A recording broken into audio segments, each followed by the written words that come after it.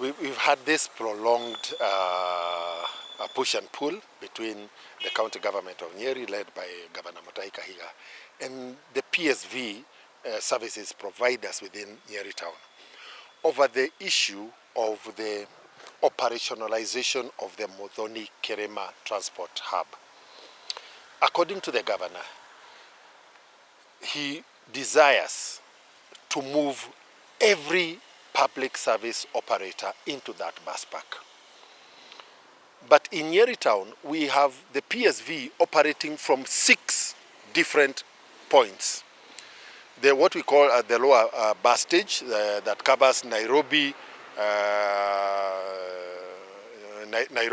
Embu, Kirinyaga, Karatina, Murang'a, Othaya, generally, and Tetu, the lower part of Tetu, Mokoroine included, and Nairobi. Then we have what we call the central bus stop that normally serves the areas around Nyeri town, Kamakwa, Ihururu, Kiganjo, Shaka, and Kigogoine.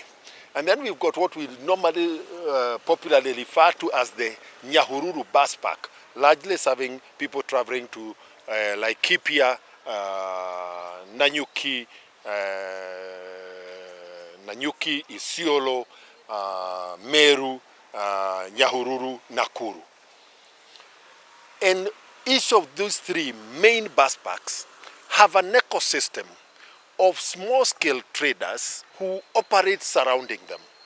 We have women selling, Mama Boga selling matunda, largely fruits. We have small shops that are agrovets, that have hair salons, that have retail shops, that have electronics shops. We have pharmacies, we have even major outlets like Ibrahim's and Cumulus and Meji Rupshi, for example, and workshops. So in every of those 3 major bus stops, you find another small ecosystem of symbiotic small businesses.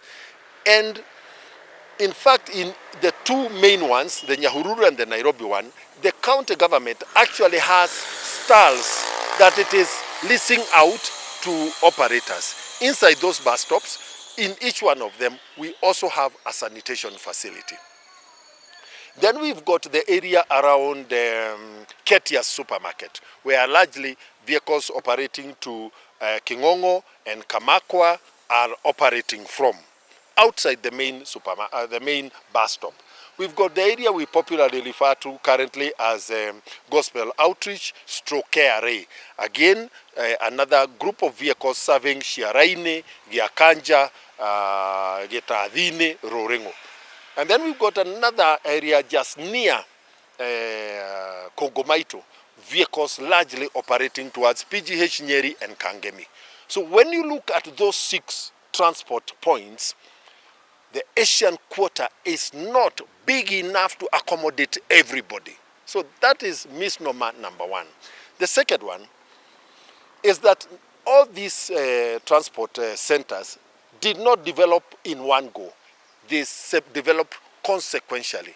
And whenever one developed, a new one developed, the old one was never decommissioned. And that is the other thing that people are saying. Why are you shifting from allowing the Asian Quarter bus park to grow naturally like any other startup? And today, Governor Kahiga is putting up the aggregation and value addition park at Narumoro. We are asking, when that is complete, is he going to force all people in the agricultural sector who have macadamia, who have avocados, who have horticultural produce, who have coffee, who have tea, who have milk, is he going to force them to go there? So you find there is something peculiar around the Muthoni Kerema bus park that is not being laid openly before the people. People are saying there was a public participation. Yes, there was, for change of user of the Muthoni Kerema bus park. Initially, it used to be known as the Asian Quarter Sports Field and also dump site. And therefore, yes, there was public participation for the county government to be allowed to change use from the sports stadium. And actually there was always a controversy around the dump site that ended in court cases and the involvement of NEMA. So once he was allowed to develop it into a bus park, there is supposed to have occurred a second public participation in terms of relocating people from Nyeri town center into that area. The argument about decongesting Nyeri, I am telling Governor Kahiga, he has first created the problem of congestion in Nyeri town center. The main road, Kimathi Way, from Nyeri Posta to Temple Road is a dual carriageway, all the way. But from Temple Road up to where we have the city clock, he has closed one side of the dual carriageway and converted it into a parking lot. That is the source of the congestion within the town center. And one of the first steps that therefore he should do is to restore the dual carriageway from Posta Nyeri to Temple Road. In that way, when you get to Temple Road, now you have escape into Kenyatta Way, through Temple Road, and through the other parts around Tazama, and through Muthoni Kirima Bus Park. So if that is done, it is possible to study then the effects of that congestion. The second area of congestion in Nyeri is Gakere Road. And Gakere Road is the most favorite trading point for every small-scale business person. But we need to create infrastructure to move these traders from the road to off-road trading by either expanding the markets along opposite Gakere Road, so that rather than just the normal structure, we can build storage structures and therefore allow these people only just to move from the tarmac into the buildings, storage buildings in the same favored locality.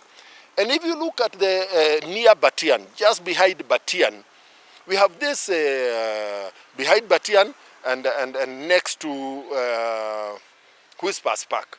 We have that three-story building where literally all is dominated by hair salons because of the preference of Gakere as a trading site. So unless we address these things a little bit more holistically, we are going to have friction between business, the other businesses that operate within Nyeri town.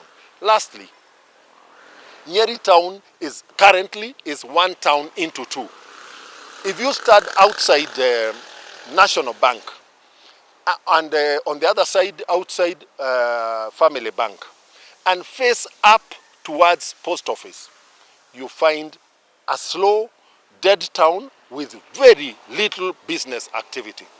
If you turn 180 degrees and face the opposite direction towards where the bus stops are, all the way up to Temple Road, you see a completely different, vibrant town.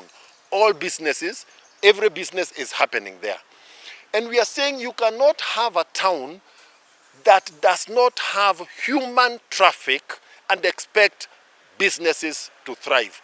Businesses only perform on account of clients walking in to purchase goods. Lastly, all government activities, all government services, national government services in Nyeri on the upper side of town, the Huduma Center, the courts, the National Government Administration Office, ACC, DCC, Regional Commissioner, all the police bosses, the court, the large office, all of them are near the other end of town. So how do you remove people from where they are nearer to government services and transport them double the distance to Asian Quarter? These are legitimate issues concerning the welfare and the livelihoods of the people of Nyeri town. And therefore, as their member of parliament, I have urged the governor to put on hold his deadlines about relocating these people forcibly, allow for a round table conference to happen for all leaders. He's not the only political leader. Yes, he's in charge of the county government, but let me remind him about the values and principles of leadership. These positions are about service to the people, servant leadership, as opposed to forcing decisions.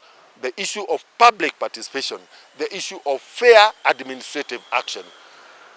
I urge him to quickly accept to bring the business community on the table, the county government structures and leadership on the table, the other elected leaders on the table, the National Government Administration Office on the table, and let us have a round table discussion on how best to operationalize Muthoni Kirema, but also ensure that we are providing the best business environment for Nyeri town to thrive.